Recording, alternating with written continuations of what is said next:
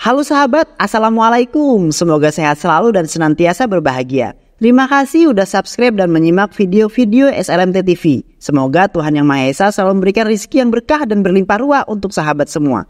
Nah, kali ini SLMT TV akan membawakan alur cerita film yang berjudul Ramabana. Gak perlu banyak basa-basi, ini dia alur ceritanya. అసలు నా ప్రయాణం ఎక్కడ మొదలైందో చెప్పాలి. 14 ఏళ్ళయింది అన్నా వదిలి వచ్చేసి.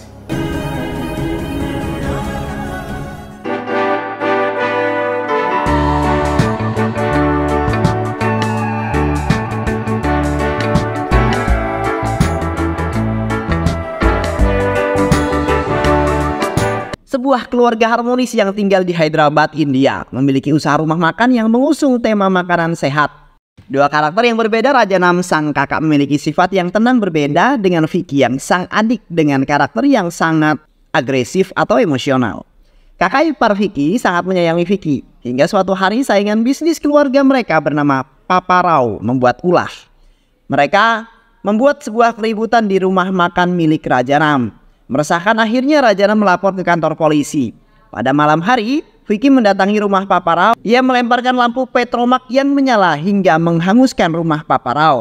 Keesokan harinya, utusan polisi datang menemui Rajanam dan akan membawa Vicky ke kantor polisi karena ada saksi yang melihat Vicky yang melakukannya.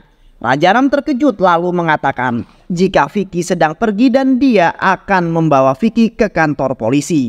Dalam perjalanan terjadi perdebatan antara Rajanam dan Vicky mengenai apa yang telah dilakukan Vicky. Mereka memiliki cara pandang yang sangat berbeda. Rajanam yang mengatakan jika itu semua bisa diselesaikan melalui jalur hukum. Dan Vicky mengatakan jika polisi di sana adalah anak buahnya Papa Rao. Aku akan mengantarkanmu ke kantor polisi untuk mempertanggungjawabkan apa yang telah kamu lakukan. Jika kamu tidak berubah, maka kamu tidak akan menjadi apa-apa saat besar nanti. Saat mereka melewati stasiun kereta api, Vicky lari meninggalkan Rajanam dan berkata jika ia akan kembali suatu saat nanti jika sudah menjadi orang yang sangat sukses. Rajanam mengejar Vicky yang menaiki sebuah gerbong kereta dan tidak diketahui akan pergi kemana. Kereta itu membawa Vicky ke kehidupan barunya di Calicut tanpa uang sepeser pun. Menyusuri jalanan Calicut hingga sampai di sebuah gang, dan disinilah pertemuan pertama Vicky dengan ayah angkatnya yang bernama Gupta. Ia berada di sana untuk makan malam. Orang yang baik karena memberi makan anak-anak jalanan, dan saat inilah kali pertama ia bertemu dengan Vicky yang ia minta untuk dipanggil makan. Saat pemilik warung memanggilnya dan memberikan makanan, namun Vicky menolaknya dengan mengatakan jika ia tidak punya uang untuk membayarnya. Makan saja dulu, nanti kamu bisa bekerja setelahnya. Jika aku makan sebelum bekerja, maka itu adalah sedekahmu. Dan jika setelah aku bekerja, maka itu adalah upahku hasil kerjaku sendiri. Aku bukan pengemis paman, aku masih bisa sanggup bekerja. Gupta mengatakan jika ia suka dengan prinsip yang dipegang Vicky. Apakah kamu orang Telugu? Maukah kamu bekerja denganku? Aku tidak mau bekerja untukmu, tapi aku akan bekerja sama denganmu, kata Vicky. Dengan bangga, Gupta mengatakan jika ia akhirnya punya anak yang dinantikannya. Terdapat dua pihak yang selalu saja berebut pengaruh di Calicut. Saat ini Calicut dikuasai oleh Mukherjee. Gupta akan mengikuti lelang tender senilai 2 crore, namun dihalangi oleh Mukherjee yang juga mengincar tender tersebut. Mukherjee menghadang mobil yang digunakan oleh Gupta dan mengatakan jika kalian berani pergi maka kalian semua akan mati. Vicky maju membawa tas berisi uang 2 crore dan melompat ke sungai yang berada di bawahnya. Gupta menunggu dengan cemas hingga hampir pukul 6 sore. Mukherjee memprovokasi dengan mengatakan jika Vicky bisa saja pergi membawa kabur uangnya atau ia tenggelam karena tidak bisa berenang. Pelabuhan itu adalah daerah kekuasaanku dan aku tidak mengizinkan ada orang lain yang berbisnis di sana selain aku.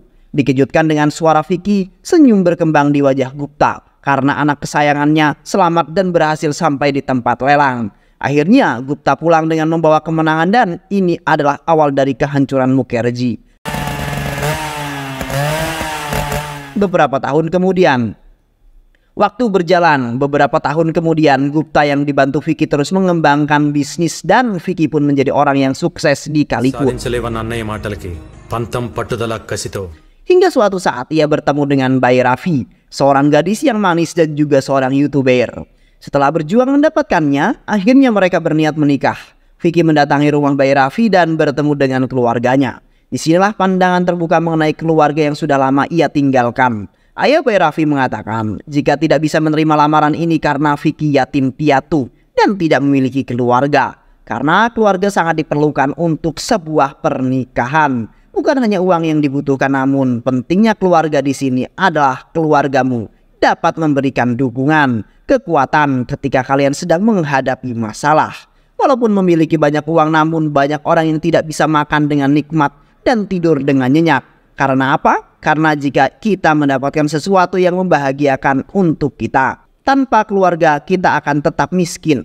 Kami tidak bisa menyerahkan putri kesayangan kami padamu, nak. Mendengar penolakan itu, Vicky mengatakan jika ia masih memiliki keluarga. Aku bertengkar dengan kakakku dan pergi dari rumah. Dan aku berjanji akan kembali jika sudah sukses. Setiap keluarga pasti punya masalah. Kami pun begitu, tapi lihatlah, setelah kami akan kembali bersama inilah keluarga. Pulanglah dan bicara dengan keluargamu. Dengan menggunakan jet pribadinya, Vicky pulang ke Hyderabad. Rumah masa kecilnya sudah jauh berbeda, namun tetap hangat dengan lengkapnya keluarga mereka. Kedatangannya disambut dengan kenang-kenangan yang muncul saat beberapa tahun yang lalu. Tak banyak bicara, hanya sebuah pelukan kerinduan yang terasa. Vicky menyapa satu persatu anggota keluarganya dan terakhir adalah kakak ipar yang sudah seperti ibunya sendiri. Vicky membiarkannya mengungkapkan apa yang kakak iparnya rasakan selama bertahun-tahun. Vicky berjanji tidak akan membuat kakak iparnya kembali bersedih karena dirinya. Vicky kemudian diantar ke kamar oleh paman yang sudah bekerja lama dengan keluarganya dan sudah dianggap keluarga sendiri. Di meja makan mereka semua berkumpul dengan banyak makanan terhidang. Raja Nam bertanya mengenai apa yang Vicky lakukan selama ini. Vicky melakukan pekerjaan ekspor dan impor barang. Kami menjaga barang-barang itu dan mengemasnya kembali lalu mengirimkannya pada pemiliknya. Makanan ini sangat enak kakak ipar. Bagaimana kalau kita buat acara masak-memasak di YouTube? Ide didukung oleh Raja Nam walaupun mendapat penolakan dari kakak iparnya. Semua sudah diputuskan besok. Vicky akan mendatangkan seorang YouTuber ke rumahnya. Telepon Vicky berdering, ia mendapatkan telepon dari anak buah yang melaporkan jika mereka baru saja diserang dan mereka menanyakan keberadaanmu. Jangan sampai ada yang tahu jika aku di Hyderabad. Aku akan kehilangan lagi keluargaku jika mereka tahu siapa aku. Aku sudah meminta Bayi Raffi untuk datang ke sini dan minta Gupta mengatur semua selama aku pergi. Raja Nam menemui Vicky dan ia meminta maaf karena ucapannya membuat Vicky sakit hati dan pergi.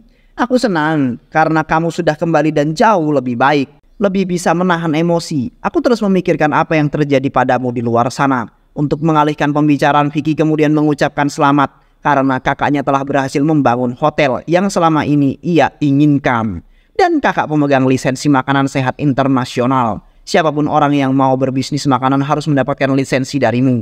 Keesokan harinya, dua anak buah Vicky datang dan menyamar sebagai sutradara dan kameramen. Sedangkan Bayi Raffi datang dengan taksi yang lain. Setelah saling menyapa, mereka kemudian semua masuk ke rumahnya. Sampai di dalam rumah kembali, Vicky memperkenalkan mereka sebagai tim yang akan membuat liputan mengenai masakan kakak iparnya. Saat malam hari, Vicky mengajak Bayi Raffi untuk bertemu di atas. Mereka berpelukan melepas rindu karena sudah lama tak bertemu. Hujan akan segera turun dan kakak ipar membangunkan yang lain untuk membantu mengangkat jemuran di lantai atas. Betapa terkejutnya mereka menyaksikan apa yang Vicky dan Bayi Raffi lakukan. Setelah mendengar penjelasan dari Vicky, kakak ipar akan membantu mengatakan pada Raja Nam. Namun dia tidak menjamin bagaimana hasilnya. Siang harinya, Raja Nam mengatakan apapun alasanmu kembali kemari. Yang penting adalah kamu kembali kemari. Bahkan Raja Nam mengucapkan terima kasih kepada Bayi Raffi karena Vicky mau kembali ke Hyderabad. Di rumah Raja Nam saat malam hari didatangi oleh sekelompok orang yang masih belum diketahui apa tujuannya. Namun mereka dapat dikalahkan oleh Vicky beserta teman-temannya. Mendengar keributan ini, seluruh keluarga bangun dan melihat beberapa kekacauan. Hanya tinggal Vicky dan teman-teman yang berada di luar. Ia mengatakan jika ini adalah alasan kenapa aku tidak pernah pulang kemari. Walaupun aku seperti ini, kita tidak tahu siapa mereka. Selidiki dan laporkan padaku. Raja Nam mengatakan kepada seluruh anggota keluarga agar tidak mengatakan apa-apa pada Vicky mengenai masalah dengan Gika. Raja Nam berencana akan kembali ke desa dan menuntaskan sumpahnya untuk melakukan Raja Rudra. Saat mereka berada di desa pun kembali mereka mendapatkan serangan dari orang-orang yang tidak dikenal oleh Vicky. Setelah mengalahkan orang yang mengincar Raja Nam, sekarang giliran orang-orang yang akan mengincar kakak ipar yang ia kalahkan.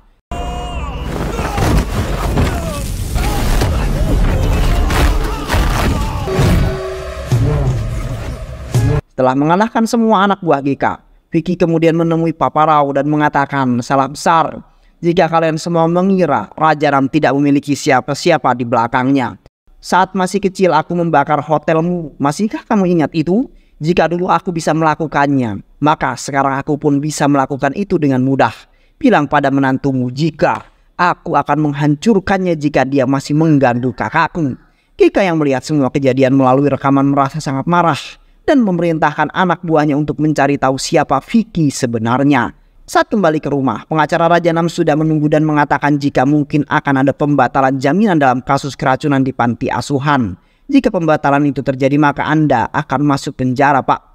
Kakak ipar berdoa untuk keselamatan suaminya dan ini didengar oleh Vicky. Ia meminta untuk diceritakan semua kejadian yang menimpa kakaknya. Jangan ada yang ditutup-tutupi. Flashback on, saat itu Raja Nam mendapat penghargaan pertanian organik karena kerja kerasnya selama lebih dari 20 tahun untuk memperbaiki kualitas pangan masyarakat India. Hingga suatu saat, datanglah Papa Rao dan GK ke kantor dan mereka meminta lisensi makanan sehat. Padahal dari semua sampel yang diteliti, semuanya mengandung bahan kimia yang akan berbahaya jika dikonsumsi. Mereka menawarkan keuntungan untuk kakakmu namun ditolak dan mereka diusir dari kantor tersebut. Get out. Ketika kami sedang melakukan sedekah makanan di panti asuhan, entah apa yang terjadi, semua anak di panti itu mengalami keracunan makanan. Mereka semua dilarikan ke rumah sakit dan dari hasil penelitian sampel makanan, ditemukan bahan kimia berbahaya dalam makanan tersebut. Terjadi penggeledahan di hotel dan juga penyegelan. Kakakmu ditahan namun masih dapat ditangguhkan. నీ ఫ్యామిలీలో ప్రతి ఈ విషయం నాకు చెప్పినట్టు అన్నయ్యకి తెలియకూడదు వదినా. Kemudian Vicky mempunyai ide untuk mengundang keluarga Bairafat ke Telugu. Mereka sekarang sudah berada di Telugu dan disambut dengan ramah oleh keluarga Vicky. Di tempat GK mereka kedatangan tamu yang tak diundang yaitu Vicky. Dia mengatakan jika ia mengetahui jika GK mengirimkan seorang untuk mencari tahu mengenai dirinya di Calicut dan bisa sampai ke sini itu karena aku yang mengizinkan. Seharusnya kalian tidak perlu tahu siapa saya. Tanyakan pada mertuamu apa yang aku lakukan padanya saat masih kecil. Jangan mengganggu keluargaku. Jangan sampai senyum di wajah kakakku menghilang. Di rumah sakit, Raja Nam mengunjungi anak-anak yang keracunan. Mereka masih belum mengetahui jenis racun apa yang digunakan. Saat Raja Nam pergi meninggalkan rumah sakit, Vicky datang menemui pengacara dan menanyakan bagaimana perkembangan kasusnya. Lalu ia menunjukkan foto seorang ilmuwan yang meneliti di GK Foods. Namanya Mahesh. Mahesh pernah mengatakan jika apa yang dikatakan Raja Nam tentang GK adalah benar. Mereka membeli bahan palsu dari luar negeri dan menggunakannya di India untuk memperoleh keuntungan yang besar, tapi tidak memikirkan dampaknya bagi kesehatan. Mahesh sedang menyiapkan laporan mengenai tindak kejahatan yang dilakukan GK. Jika sudah selesai, aku akan menemui Pak, kata Mahesh. Mahesh mematikan semua alat komunikasinya karena anak buah GK mencarinya. Aku tidak tahu di mana dia berada, kata pengacara. Vicky mencari orang yang memasukkan racun ke dalam makanan yang akan diberikan ke anak-anak panti. Ia bertanya pada orang-orang yang memasak makanan dan ia mendapati satu fakta. Jika saat makanan itu dimasak masih belum tercampur racun, karena Raja Nam sempat mencicipi masakan tersebut. Kembali bertanya, siapa yang bertugas membawa makanan? Disinilah Vicky menemukan kejanggalan hingga nama Amit disebut dan Vicky datang menemuinya di rumah. Amit tidak dapat mengelak ketika nama Bairaju disebut. Di Calicut, Mukherjee mendapatkan telepon dari GK. Dia mengatakan jika Vicky berada di Hyderabad, GK meminta mereka untuk datang dan bekerja sama menghancurkan Vicky melalui keluarganya. GK dan Mukherjee sudah bertemu ketika Bailu Raju menelpon dan memberitahukan jika Vicky sudah menemukan Amit dan sekarang Vicky sedang memburunya. GK mengatakan jika akan ada anak buahnya yang menjemput Bailu Raju di SAS Tower. GK kemudian menyuruh anak buahnya untuk menghubungi Vicky dan katakan di mana Bailu Raju berada. Umpan telah dilempar, kita tunggu saja hasilnya. Vicky segera melanjutkan kendaraannya menuju SASI Tower, tempat yang diberitahukan penelpon karena penelpon juga mengatakan jika GK akan membunuh Bailu Raju. Sesampainya di tower, Vicky berhadapan dengan anak buah GK yang sedang mengejar Bailu Raju. Dan ini hanyalah settingan karena saat sadar, suasana di dalam gedung itu sepi hingga ada benda tumpul yang mengenai kepala Vicky. Ternyata pelaku pelemparan itu adalah Mukherjee. Akan tetapi, tak ingin meninggalkan jejak GK kemudian memerintahkan untuk membunuh Bailu Raju. Sesaat sebelumnya, ternyata Papa Rao menelpon Raja Nam, memberitahu untuk datang ke gedung E-Tower. Dan ia melihat dengan mata kepalanya sendiri bagaimana Vicky menghabisi lawan-lawannya. dan suara Raja Namlah yang menghentikan Vicky ketika akan membunuh Mukherjee. Di rumah, Raja Nam meminta maaf kepada ayahnya Bhai Rafi jika ia membatalkan acara pertunangannya karena ia merasa tidak pantas bersanding dengan besannya yang orang baik-baik. Saat Vicky pulang ke rumah, kakak iparnya menanyainya mengenai apa yang dikatakan Raja Nam, dan Vicky membenarkan itu semua. Di rumah ini menekankan kejujuran itu adalah keluarga. Kami tidak membicarakan hak di rumah ini. Jika kamu mau hakmu, aku akan pergi dari rumah ini dan ambil hakmu. Vicky kemudian beranjak dari duduknya di meja makan dan pergi meninggalkan rumah itu untuk kedua kalinya. Vicky mengatakan, kakakku akan bahagia jika aku pergi.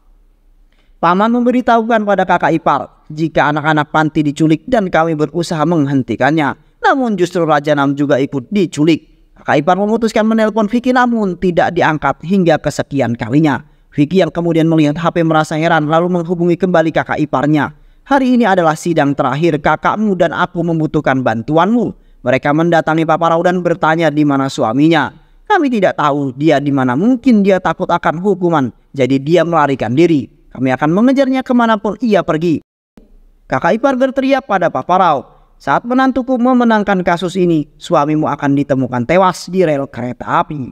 Kakak ipar pergi meninggalkan Vicky. Di sana sebelum pergi, ia mengatakan akan menunggu di pengadilan. Aku tidak peduli apa yang akan kamu lakukan pada mereka. Dimanapun dia berada, kamu harus membawanya ke pengadilan. Papa Rao dilempar ke hadapan GK dan di sana ada Raja Nam yang terikat dan juga anak-anak panti yang berada di dalam ambulan. Saat berlari mendekat, ia mendapatkan tusukan di perutnya oleh GK. GK mengatakan apa saja yang telah ia lakukan untuk menghancurkan Vicky. Dan semua ingatan itu terulang di benak Raja Nam.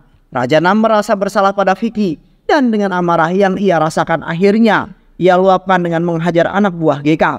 Saat akan kembali menusuk Vicky, ia diselamatkan oleh Raja Nam. Raja Nam dan Vicky saling membantu dalam mengalahkan GK dan anak buahnya. Akhirnya, Vicky dapat menyelamatkan anak panti dan membawa mereka semua ke kantor pengadilan. Saat pengadilan dimulai dan pengacara mengatakan jika Raja Nam tidak datang karena melarikan diri. Mobil yang mereka kendari sampai di depan pengadilan.